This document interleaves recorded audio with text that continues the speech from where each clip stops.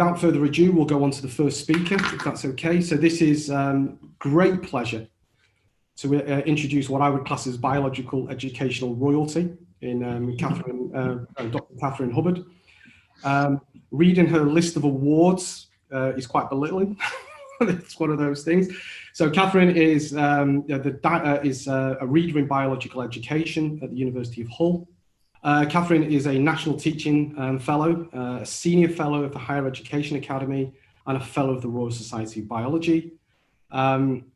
Importantly, Katharine, which is obviously the most prestigious award we will talk about, is Katharine was the RSB's Higher Education Bioscience Teacher of the Year in 2016, I believe.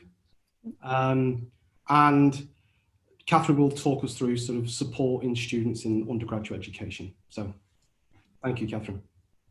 Thank you very much. I feel like I've got a lot to live up to now. So, so thank you for inviting me, and I'm really pleased to be able to be here to talk to you about transitions in, as you say, in undergraduate education. So, what I'd like you to do for a moment is to just take a step back into your memories, and for those of you who went to university, to just think back to your first week at university, maybe your first lecture, and how you felt at that lecture. If you didn't go to university, then I'd like you to think about wherever you got to in your education, and what your perceptions of university might have been like, and why did you decide that that wasn't for you? Okay, so thinking back to my first week at university, so I did reasonably well in my A levels, and I was really excited to go to university. And I didn't, I massively enjoyed my degree, and I did reasonably well. But I really remember sitting there in this enormous chemistry lecture theatre, so about 600 students in that lecture theatre.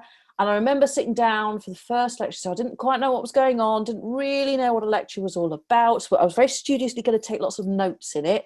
And then the lecturer, it was a good lecturer, but they effectively went through half of A-level chemistry in 45 minutes, which was like, whoa, that was a lot. And I remember going into my first teaching lab. So I do a lot of lab-based teaching, and I really remember going into the teaching lab for the first time. There were about 100 students in the teaching lab. We got these instructions to do our experiments. There was an expectation that we knew how to use the equipment, and I'd been to a very standard state school, and we barely had enough beakers to go around our A-level chemistry class. And I remember sort of being very aware that other people clearly had different experiences to me, and some people knew how to use this equipment, and I'd never seen it before.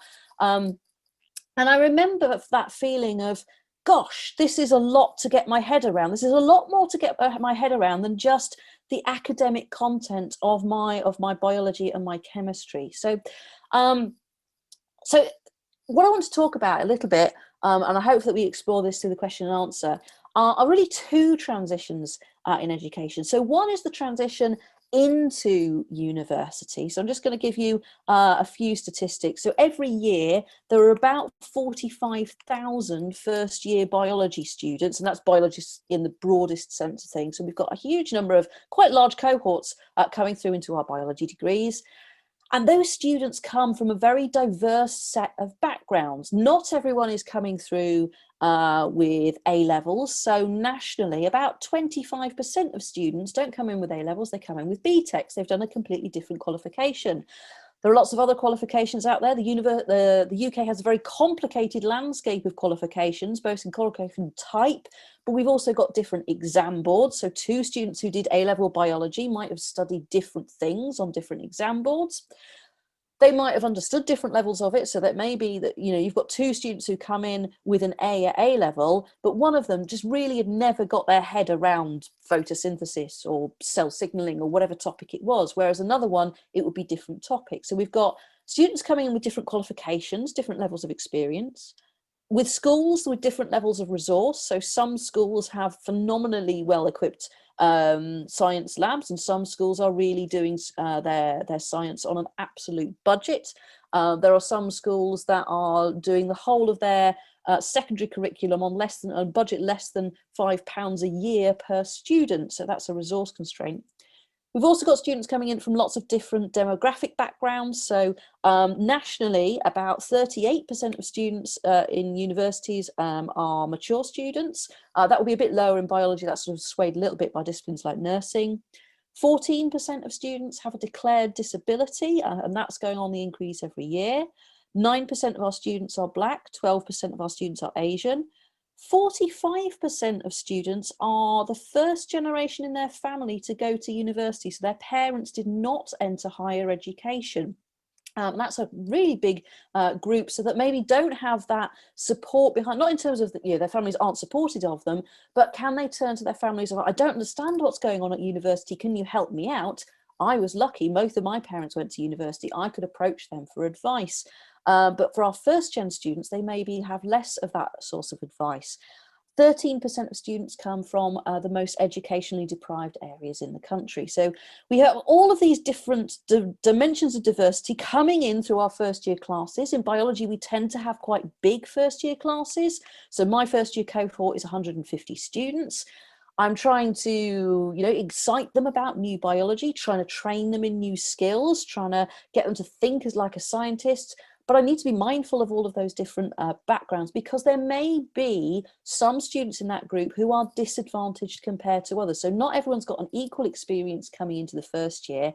And it's really important that we think about our teaching not as a one size fits all, but thinking about how we can be as inclusive as we can. And particularly students who are already disadvantaged, are we doing the best that we can by them in our lectures, in our seminars, in our labs, to make sure that they can succeed on an equal basis?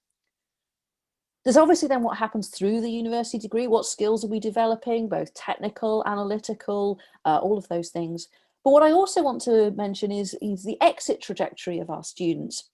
And Phil just mentioned the term attainment gaps or rewarding gaps, which is part of what I work on at the university. So I'm 50% in biology and 50% I work under the direction of our Provost Chancellor for Education to look at educational outcomes across these different groups. So at universities, we know that there are what we call awarding gaps, which is sort of structural inequalities in who graduates with a first or a 2-1. So we know nationally that the biggest gap nationally is if we compare white and black students. So 82% of white students graduate with a first or a 2-1, only 60% of black students graduated. There's a 22% difference. It's 71% for Asian students with an 11% difference.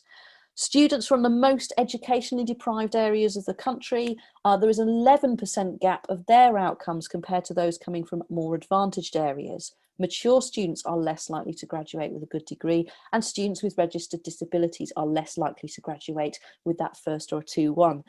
And that is controlled by entry tariff. So 2 students coming into the same university with the same entry grade, so let's say they got 3 Bs at A level, the student from an educationally disadvantaged group is still less likely to graduate with a 2-1. The black student is still less likely to graduate with a first or a 2-1, even if they've got equal entry qualifications and each, coming into the same course. So something happens at university that means that we have these inequalities that perpetuate. And that's an issue for universities itself, but it's also, I think, will help us in terms of thinking about the link between other educational stages. So if we're thinking about the link between undergraduate and postgraduate, or undergraduate and industry training, I think we need to think about those gaps and think about who are we deciding is going on to our postgraduate studies or going on to graduate training schemes, because there are inequalities that happen at universities. Are we as aware of that, and are we being as sensitive to that in recruitment or support in that transition from undergraduate to postgraduate or undergraduate to employment? So there's a lot to think about. We need to be thinking about this in an inclusive way, but also this isn't about diluting the quality of what we're offering. A biology degree should be a rigorous degree with interesting, exciting, challenging topics in there. But we know from the data that there are inequalities in there.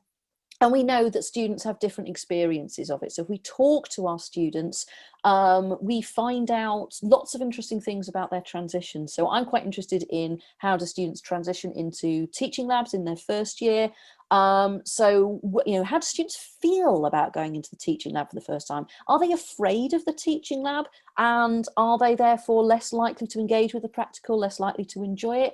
If you're afraid, or if you're stressed, or you're confused, you're less likely to be able to come to, you know, pick up the important points. So I'm hoping that we can have a really rich discussion about those educational transitions. But what I really want you to do is to just think back to yourself in those transition moments. So either into universities or into whatever route that you took in your own education. And think about the beginning. What happened in transition? How did you feel about it? What were the barriers? What were you worried about? What were your anxieties? And hopefully we can have a really robust and helpful discussion about how we might manage that best within university education. So I think that's what I wanted to say.